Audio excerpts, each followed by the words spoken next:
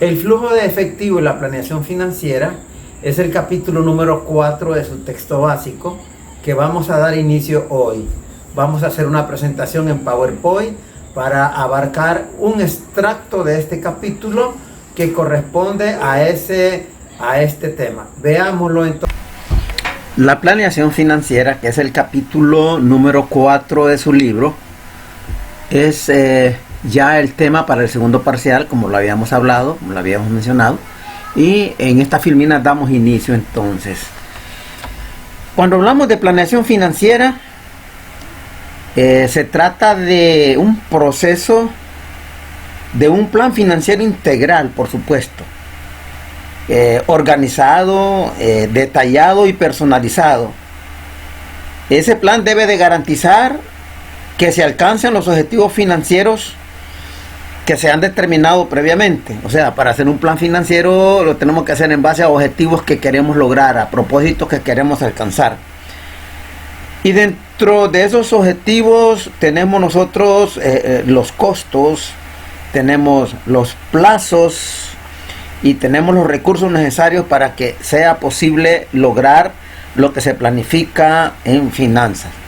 Por tanto, vamos a iniciar hablando de que la planeación financiera se enfoca en dos aspectos bien importantes. Uno es el flujo de efectivo y el segundo son las utilidades de la empresa. O sea, definitivamente que se enfoca en todo, pero son dos puntos importantes en donde más se enfoca. Porque recordemos que con el efectivo es que nosotros logramos sobrevivir, ¿verdad? Y una empresa se funda, una empresa se organiza, surge una compañía, una empresa, un negocio con el fin de poder hacer más dinero, ¿verdad? Obtener más dinero para maximizar la riqueza de los accionistas, para ir ganando. Por supuesto, entonces con el efectivo nosotros, como lo hemos dicho en otras clases, con el efectivo subsanamos las necesidades básicas de la compañía. La otra parte son las utilidades. Si una empresa no genera utilidades constantemente, es una empresa que puede estar en riesgo de fracasar, de sucumbir, ¿verdad? Por tanto, la empresa tiene que ser rentable, y rentable significa que esté produciendo renta, que esté produciendo utilidades, que esté maximizando sus utilidades. Ahora, hablemos del éxito financiero continuo, ¿verdad? Para que la empresa pueda sobrevivir, para que la empresa pueda navegar en este mar impetuoso de negocios, de competencia. Y entonces el éxito realmente de la empresa es que nosotros podamos estar generando el efectivo suficiente para hacerle frente a las necesidades básicas de la empresa, y que también nosotros estemos produciendo las utilidades necesarias, que esta empresa sea rentable, ¿verdad? Que esté generando la renta, que esté generando las utilidades. Fíjense que hemos estado hablando y somos incisivos en el flujo de efectivo y en las utilidades. Son dos elementos pero muy importantes. Por tanto, el éxito financiero está implícito en estos dos elementos muy importantes. La importancia de la planeación financiera. Bueno, detengámonos un poco acá y hagamos una reflexión. Muchos fracasos podrían evitarse mediante la planeación. Cuando ha habido planeación, casi no se dan las pérdidas, siempre se generan utilidades. Sin embargo, son incontables, son innumerables los casos de resultados negativos en empresas que no planearon, ¿verdad? Al no planificar, al no planear, el riesgo es llegar a obtener pérdidas. Por tanto, establecer un plan financiero determina la manera en que se lograrán las metas, en que se obtendrán los objetivos, los propósitos, y representa esto la base de la actividad económica de cualquier organización, de cualquier negocio, de cualquier empresa, de cualquier compañía. Y usted debe considerar esto y es indispensable, ¿verdad?, que lo tenga en cuenta, tanto como empresario, si usted llega a ser empresario o si es empresario ya, o como director de finanzas. Muy importante, ¿verdad?, que haya un plan financiero, porque el buen manejo de la planeación financiera debe de incluir el conocimiento de métodos, el conocimiento de instrumentos de análisis, de herramientas que permitan establecer objetivos, metas, propósitos financieros, ¿verdad?, los medios que se tienen y lo que falta para lograrlo. Eso es muy, pero muy importante. Entonces, si nosotros resumimos, tal como lo decimos aquí en la filmina, es importante porque la planeación financiera proporciona una guía para poder dirigir, para poder coordinar y controlar las acciones de la empresa para alcanzar sus objetivos. El proceso de la planeación financiera. Sabemos nosotros que la planeación financiera no es más pues que una planificación, un programa, una proyección que se hace de tal manera que se visualiza el futuro camino que debemos de seguir para poder llegar a un término feliz, para poder llegar a puerto seguro si estamos nosotros como capitanes de esta nave dirigiéndola, ¿verdad? Por lo que debemos de tener en consideración que dentro del proceso hay aspectos claves para esta planeación financiera.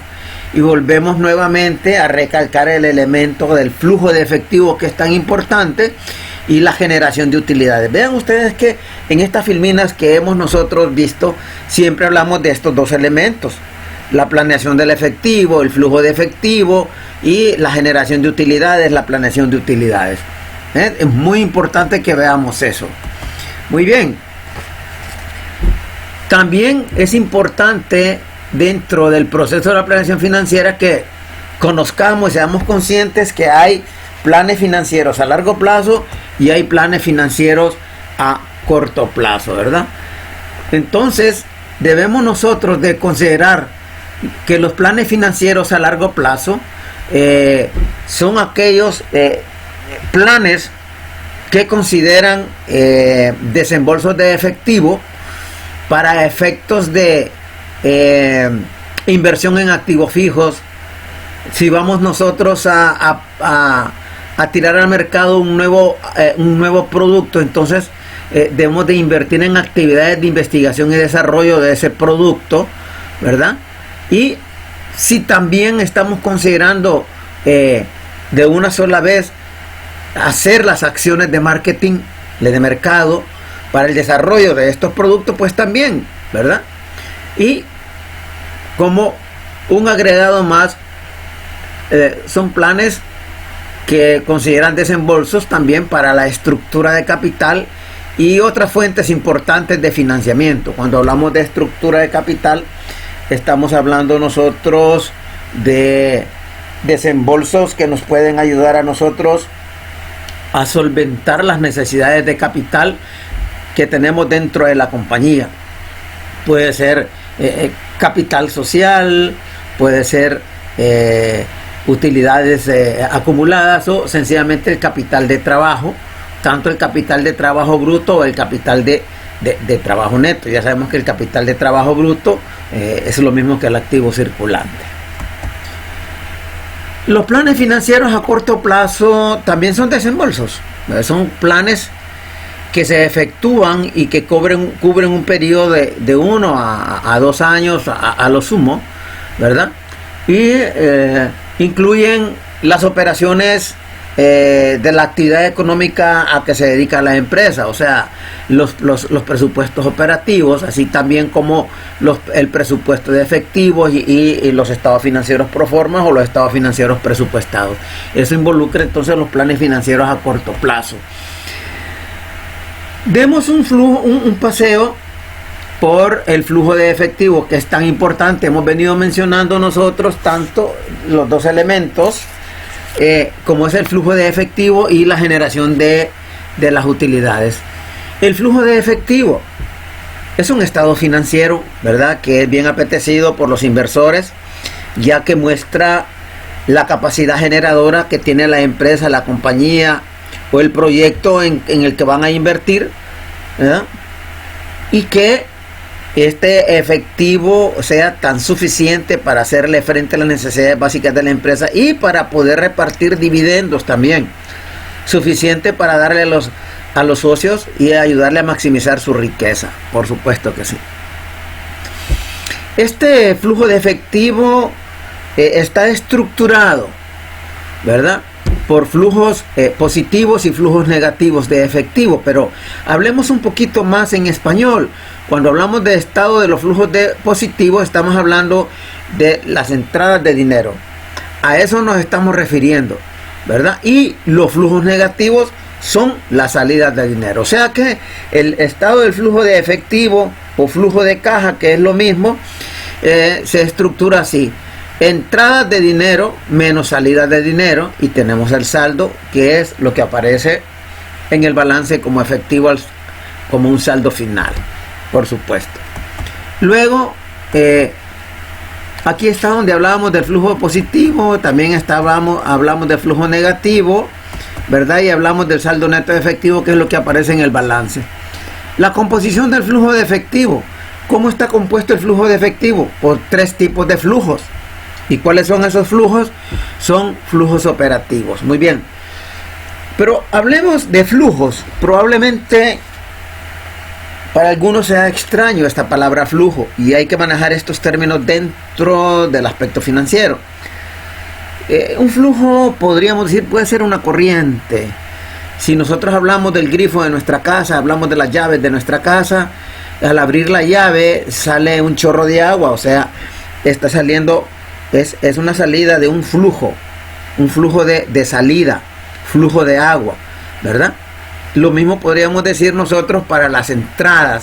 Por ejemplo, un flujo de entrada es al contrario de un flujo de salida, lógico, ¿verdad? Es cuando entra dinero. Cuando nosotros recibimos dinero es un flujo de entradas de dinero. Entonces existe flujo de entradas y flujo de salidas. Una vez que ya conocemos la palabra flujo, entonces, explicado de una manera sencilla, los flujos operativos forman parte de la composición del flujo de efectivo. O sea que está compuesto por flujos operativos. ¿Pero qué significa flujos operativos? La compañía tiene una actividad, se dedica a su giro económico, y ese giro económico, digamos, como un ejemplo, la compañía se dedica a fabricar y a vender camisas. Entonces, todo el dinero que nosotros gastamos y todo el dinero que nosotros recibimos, tanto por la fabricación de las camisas como por la venta de camisas, es un flujo de dinero, de entradas y salidas que tenemos nosotros por concepto de las operaciones del negocio, ¿verdad? Entonces, ese flujo provoca que nosotros compremos materia prima al crédito o al contado. Esa materia prima la llevamos al almacén, la embodegamos y luego de ahí la enviamos al departamento de fábrica, al plantel que le llamamos, de acuerdo a las requisiciones que hace el jefe de producción. Y una vez ahí comienza la materia prima a procesarse, a convertirse, pero se inmiscuye entonces la mano de obra directa, que son personas que trabajan directamente con las maquinarias formando el producto y que reciben un salario. Estos son costos que van directamente al costo del producto. También hay otros costos que se involucran, que es a lo que nosotros le llamamos carga fabril o gastos indirectos de fábrica, como el pago de la energía que gastamos en la fábrica, el agua que gastamos en la fábrica, la papelería que gastamos en la fábrica, productos de aseo, etcétera, etcétera, materiales directos e indirectos, todo eso. Entonces, todo eso forma el producto. Una vez que sale el producto fabricado de la fábrica, se lleva al inventario de productos terminados. De ahí se saca el producto de esa bodega, de ese inventario de productos terminados, se le vende al cliente, ¿ya? Y el cliente, al venderle al cliente, se generan las cuentas por cobrar. Y al cobrar, pues obtenemos el dinero nosotros, ¿verdad? Y volvemos otra vez a la misma rutina que les he explicado. Eso se repite, a eso le llamamos ciclo, ¿verdad? Ciclo de actividad. Entonces de ahí provienen los flujos operativos. Pero también tenemos otro flujo, que es el flujo de inversión.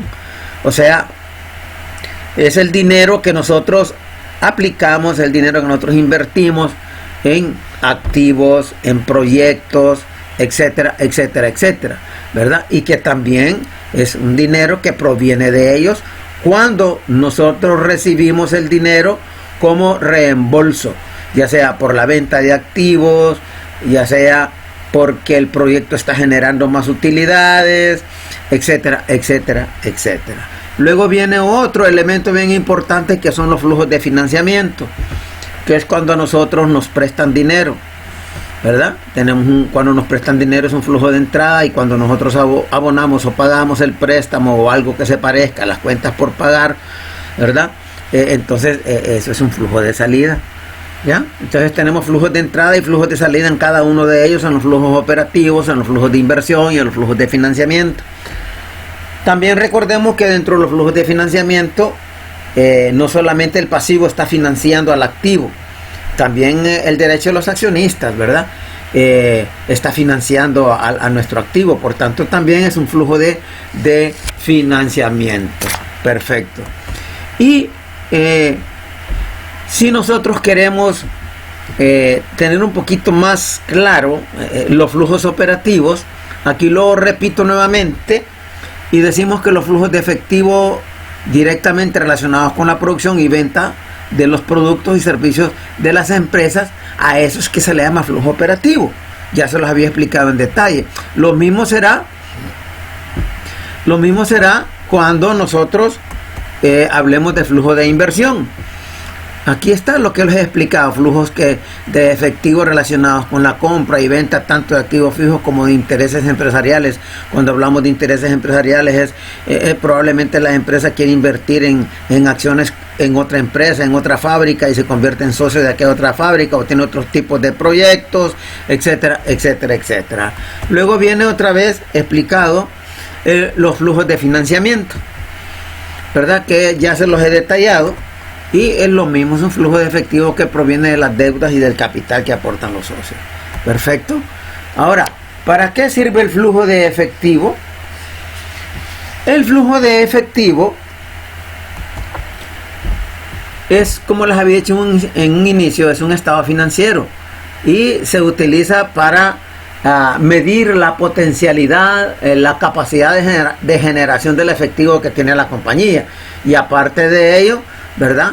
También se utiliza, tal como lo dice la Filmina, para poder presupuestar, proyectar, programar, estimar las necesidades de efectivo que va a tener la compañía en un futuro, ¿verdad? Pero a corto plazo. Muy bien. También no solamente para estimar las necesidades de efectivo, sino que a través del flujo de efectivo nosotros nos enteramos si la empresa tiene o tendrá excedente de dinero o escasez de dinero, ¿verdad? Nos damos cuenta a través de ello. Y nos sirve también para medir la compañía en cuanto a la generación del efectivo, que eso les expliqué en un inicio, ¿verdad? La capacidad generadora de dinero. Recordemos que la compañía debe ser capaz de generar su propio dinero para hacerle frente a todas las necesidades que tiene. Y si la empresa es capaz de generar el efectivo, es una compañía que puede tener un punto importante para que los inversores pongan su ojo en ella y puedan invertir en esa empresa también, ¿verdad? Y además de eso, pues la empresa se convierte en un competidor fuerte para la competencia, lógicamente, ¿ya? Porque nosotros, como se los explicaba en otras clases, debemos de estar igual a la competencia o mejor que la competencia, y es más, ser líderes. En este caso nosotros podríamos ser líderes, ¿verdad? Muy bien. Recordemos nosotros que cuando hablamos al principio de finanzas, en el primer parcial, decíamos que el dinero era la parte primordial, el recurso líquido, el efectivo, como quieran llamarle, ¿verdad?, de la finanza. Por tanto, el enfoque principal de la administración financiera está sobre el efectivo, está sobre el dinero.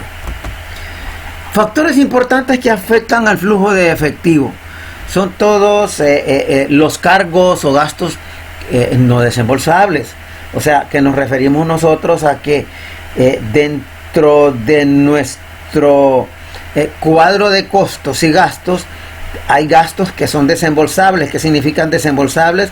Que se hacen en efectivo, y hay otros que no se hacen en efectivo. Entonces, esos que no se hacen en efectivo, esos costos o gastos, es a los que les llamamos cargos o gastos no desembolsables. ¿Y cuáles son? Bueno, tenemos la depreciación. Recordemos que la depreciación es el desgaste que sufren los activos fijos, ¿ya? Y que se llama gasto.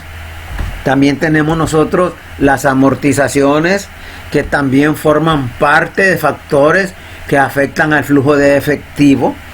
Y tenemos el agotamientos de activos de toda naturaleza, que también afectan al flujo de efectivo. ¿Pero en qué sentido afectan al flujo de efectivo?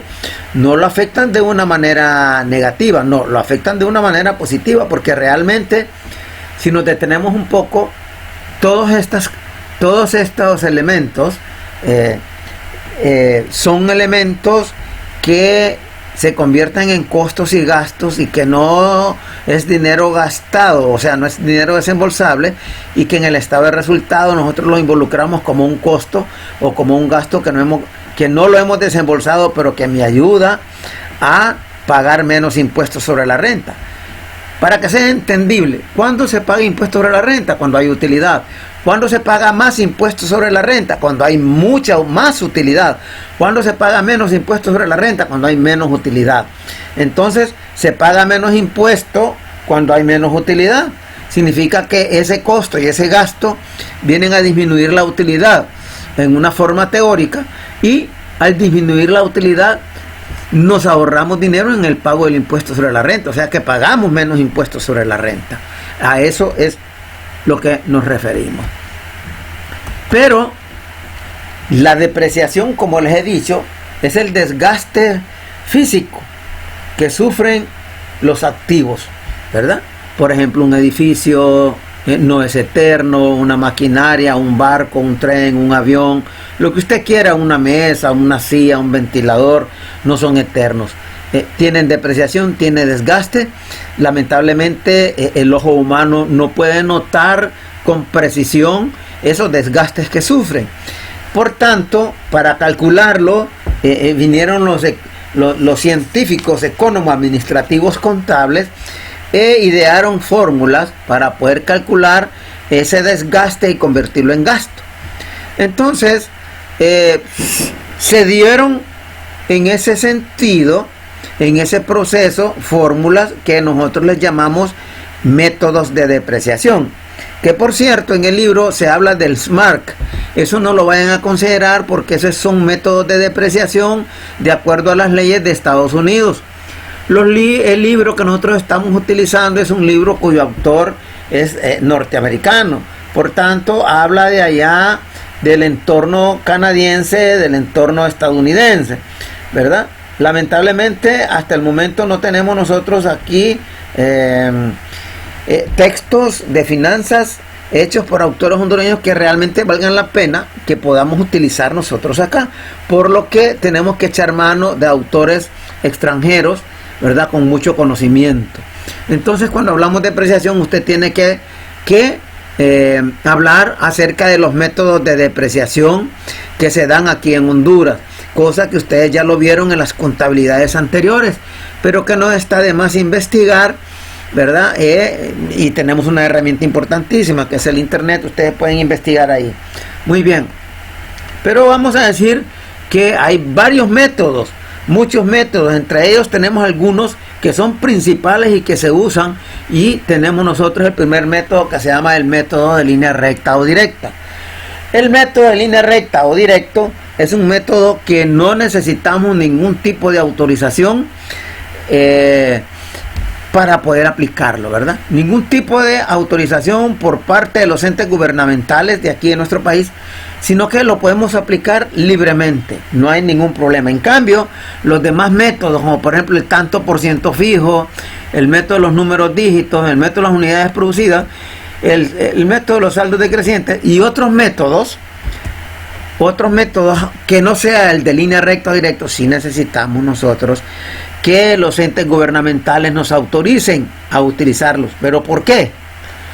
Primero, porque el método de línea recta o directo, nosotros calculamos la depreciación que se convierte en gasto y es en una proporción igual para cada uno de los años o en una proporción igual para cada uno de los meses. En cambio, a los otros métodos que no sea el método de línea recta o directo, esos métodos se les llama métodos de depreciación acelerada. ¿Por qué? Porque para calcular la depreciación a veces sale mayor la porción calculada de depreciación que si lo hiciéramos bajo el método de línea recta o directa. Y además de eso, cada año aumenta el valor de la depreciación. Mientras tanto, el método de línea recta no es igual para todos los años, ¿verdad? Entonces, por esa razón es que para cualquier otro método que no sea el de línea recta o directo, hay que solicitar una autorización para poder aplicarlo dentro de nuestra compañía. Muy bien, si estamos hablando de valor depreciable de un activo, ¿qué es el valor depreciable de un activo? Quiero decirles que cuando lleguemos a la práctica en la siguiente clase, en el video, voy a explicar yo cómo, para recordar algo que ustedes ya vieron y que ya saben, cómo se hace el cálculo de la depreciación. Es muy importante, ¿verdad?, que ustedes manejen eso y que recuerden eso de otras clases. Pero vamos a hablarles del valor depreciable de un activo. Aquí y en otros países del mundo, cuando se compra un activo, siempre se piensa que tiene una vida estimada. Aquí en Honduras, nosotros tenemos un reglamento de depreciación, amortización y agotamiento de activos fijos, en donde se menciona la vida probable que tiene cada uno de los activos. Por ejemplo, cuál es la vida probable de un escritorio, cuál es la vida probable de una silla, cuál es la vida probable de un barco, de un tren, de un camión, de un tractor, de un automóvil, de los automóviles de trabajo, de los automóviles de lujo, etcétera, etcétera, ¿verdad? En su generalidad, ahí aparece todo: la vida probable, el porcentaje de depreciación, ¿verdad?, etcétera, etcétera. Pero aquí vamos a explicar de la manera siguiente, y es que nuestra ley en Honduras dice: cuando compramos un activo nuevecito, hay que calcularle el valor con lo que este activo, independientemente de cuál sea el activo, va a quedar al final de su vida probable. Por ejemplo, compro un escritorio. Este escritorio, ¿qué les digo yo? Este escritorio me cuesta a mí, nada más por utilizar un valor, 10,000 lempiras. Digamos 10,000 lempiras. Se me antoja a mí decir 10,000 lempiras. ¿Ya? Entonces, si me cuesta 10,000 lempiras, debo desde ya apartar el valor con lo que va a quedar después de su vida probable, su vida estimada. Aquí en Honduras la vida estimada de un escritorio son 10 años. ¿Ya? Entonces, ¿con qué valor va a quedar? El gobierno, a través de sus leyes, ha designado que el valor residual de cualquier activo después de su vida probable es el 1% de lo que costó. Por tanto, ese 10,000 lempiras lo multiplicamos por el 1% y es igual a ¿cuánto? El 1% a 100 lempiras, ¿verdad? 100 lempiras. Por tanto, después de los 10 años, ese escritorio solo va a tener un costo de 100 lempiras para el gobierno. Por tanto, significa que si me costó 10,000 lempiras menos los 100 lempiras que va a costar después de su vida probable, el valor que vamos a someter a desgaste, a depreciación, es 9,900. O sea, 10,000 lempiras menos 100 lempiras de valor residual, de valor remanente, de valor de desecho, que le dice el de valor sobrante, que le dice el gobierno, me queda 9,900. Y ese es el valor que vamos nosotros a someter a depreciación. O sea que ese valor lo vamos nosotros a dividir entre los años de vida. 9,900 lo vamos a dividir entre ¿cuántos años de vida? Entre 10 años de vida que tiene ese escritorio. Y entonces la depreciación, si lo dividimos, es igual a 990 lempiras por cada uno de los años. Esa es la depreciación anual. Ese es el gasto anual por depreciación. Es un gasto, ¿ya? Si estamos hablando de vida depreciable de un activo, es la vida que tiene el escritorio. En este caso les dije, ¿cuál es la vida probable del escritorio? Les dije yo, aquí en Honduras 10 años. Entonces 10 años la vida depreciable de un activo. De un vehículo de los que nosotros andamos, ¿verdad? ¿Cuál es la vida depreciable? ¿Cuál es la vida estimada? ¿Cuál es la vida probable? 5 años. Y así sucesivamente, ¿verdad? Por tanto, nosotros debemos de entender muy bien lo que significa esto de vida depreciable de un activo, y que ya se los he detallado. Valor residual, ya se los expliqué qué es el valor residual. Es el 1%, ¿verdad?, de valor con el que debe quedar el activo al final de su vida probable, después de su vida probable. Ese es el valor residual. Entonces, este es el primer capítulo. Aquí finalizamos y vamos a iniciar ya en el siguiente video, en la siguiente clase, ya la parte práctica de la planeación financiera.